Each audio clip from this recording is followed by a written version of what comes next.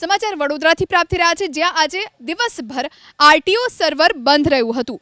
વડોદરામાં આરટીઓમાં 5 દિવસથી test track બંધ છે, જેના કારણે જિલ્લાભરમાંથી પાકા લાયસન્સ માટે આવતા અરજદારો પરેશાન બન્યા છે।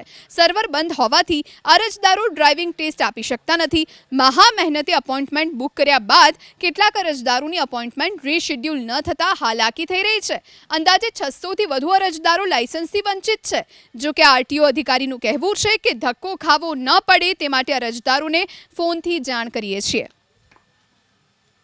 હાલ છેલ્લા 3-4 દિવસથી આરટીઓનું જે ટેસ્ટ ટ્રેકનું સર્વર છે ટેકનિકલ કારણોસર બંધ હોવાના કારણે ડ્રાઇવિંગ ટેસ્ટ કન્ડક્ટ કરી શકાય નથી, જે બાબતે ટેકનિકલ સોલ્યુશન લાવવા માટે વડી કચેરીને જાણ કરેલ છે।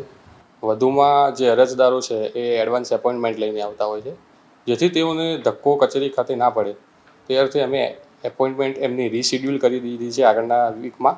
તેમજ તેઓને અરજદારને ફોન કરીને પણ જાણ કરેલ છે, જેથી તેઓને તકલીફ ના પડે અને ટૂંક સમયમાં આ સમસ્યાનું નિવારણ કરવામાં આવશે।